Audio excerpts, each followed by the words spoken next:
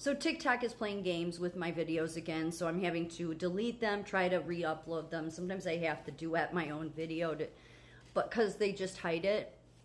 Again, I have another account, a backup account that I don't post on, but I have it. So if I go on that and sign out of this one, I can go and look under my menu and see how when I'm on that account, it shows that my video's up, but when I go from another account, TikTok's not putting it up. So this is the kind of games they play. So right now I'm uploading another video. Two I've uploaded regarding the Department of Family Services system because in Illinois, because yesterday Governor Pritzker has anointed a new director of DCFS. This will be just the same as before. There's been 13 directors in 14 years of DCFS. They pick them from a handful of people, and they're not going to change anything, but they'll write a bunch of papers, do a bunch of interviews about they're going to do this, or they'll tell you how they've done this. But the problem is there's no transparency to DCFS, and because there's a separate court for juveniles, and there shouldn't be. I'm not saying juveniles should all be tried as an adult, but there shouldn't be a separate court because that's how they hide everything. And then these select people, most that come out of University of Chicago or Northwest, it's the handful of people that they're going to always put in charge of these organizations, and their role is just to make like they're doing so much for the community, but really they're just keeping the lid on a system that I think they want to keep broken. And the question would be, why do they want to keep it broken? Well, I think there's people that want to traffic children for labor. They want to traffic children for sexual reasons. They want to traffic people or children because it gains them money. And I think many of our politicians are involved in that. And unfortunately, many of the highest educated will go along with it. I'm not saying they're all trying to hurt children. I just think that we have a lot of disgusting people that are heading up these organizations, and that's the reason it never gets better. The fact of the matter is, no matter who Governor Pritzker puts in for anything to do with children, he put drag time story out in the classroom. He's pushed teachers that will push transgenderism on children in the classroom. It's predatory like behavior, okay?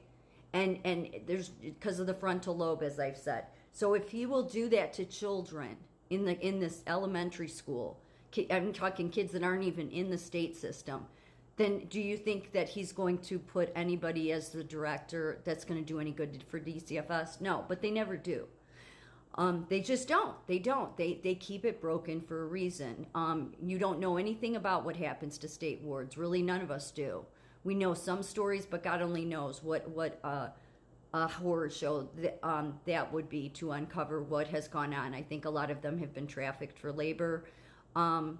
Some of them trafficked for obvious other reasons. I think most of the people that head up these institutions, because they're the Illinois legislator covers up for DCFS, and you have the Tribune and likely the Sun-Times that covers up and won't expose them because they could have a long time ago, and they just don't do it. Because there's so many people in high positions and media positions that will not expose what they should expose to, so that so that there can be safety measures put in place for these children.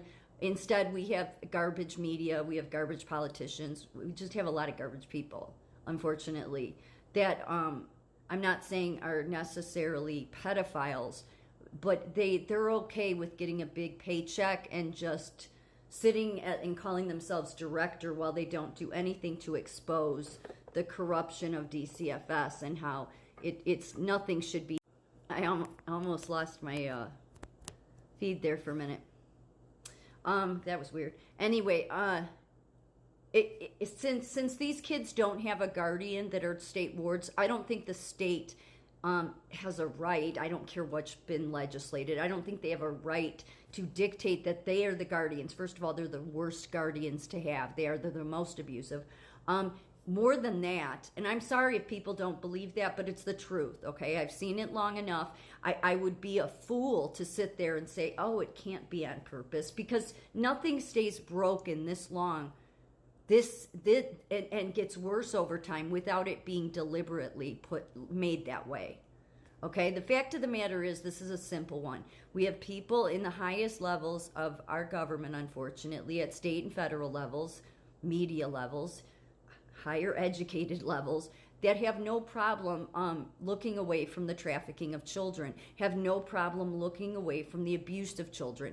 And in many cases, they'll get paid a lot of money to take on these certain director positions and to do just that, to help cover up the mess of what is really being done to kids in the state ward systems. And I would say this is in every state. Even if you think your state doesn't have it, think again.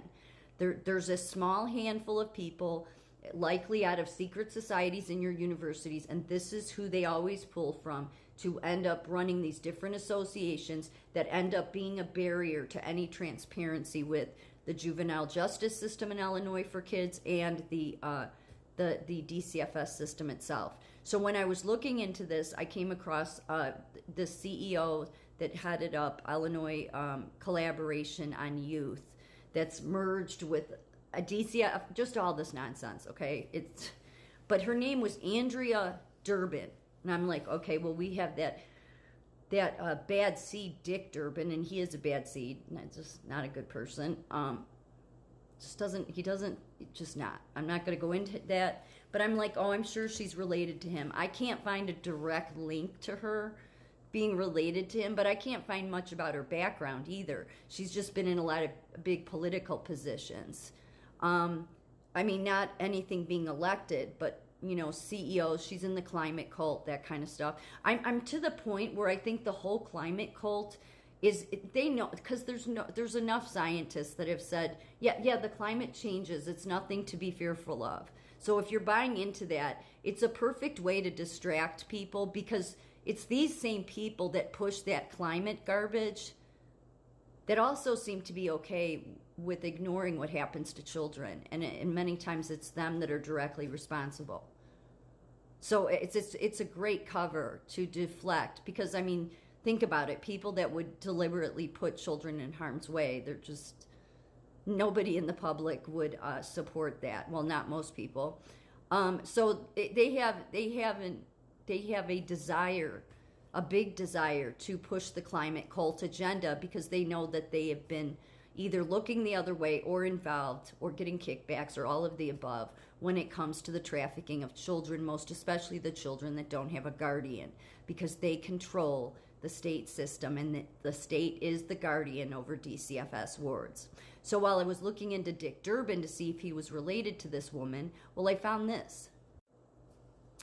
Durbin's wife was a lobbyist, and it was reported by the Chicago Tribune in 2014 that some of her clients have received federal funding promoted by Durbin. In addition to announcing the award of monies to 10 clients of his wife's lobbying firm, these conflicts included her lobbying firm receiving a 1-year contract with a housing nonprofit group around the time Durbin went to bat for the organization, a state university receiving funds through an earmark by Durbin when his wife was its lobbyist, and Durbin arranging federal money for a public health nonprofit when his wife was seeking state support for the same group. The Durbins maintain that they try to avoid conflicts of interest. No, they don't. They just don't want you to find out about it. So that's really what it is with a lot of these politicians. I mean, look into their wives. This is what you'll come across. So his own wife is a lobbyist, okay?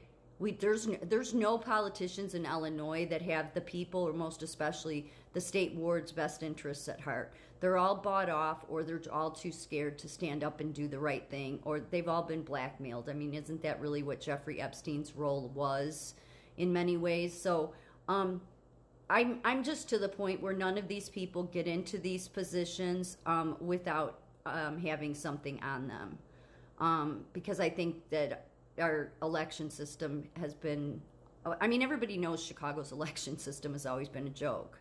It's not fair. It's not legit. We know they steal it. So it shouldn't be a big surprise that they've been controlling the system, the same deadbeats.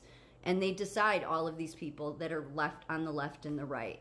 So, yeah, and then who are those people? Well, they have their wife and their family members that are controlling many of our most sensitive agencies. We have to put a stop to it.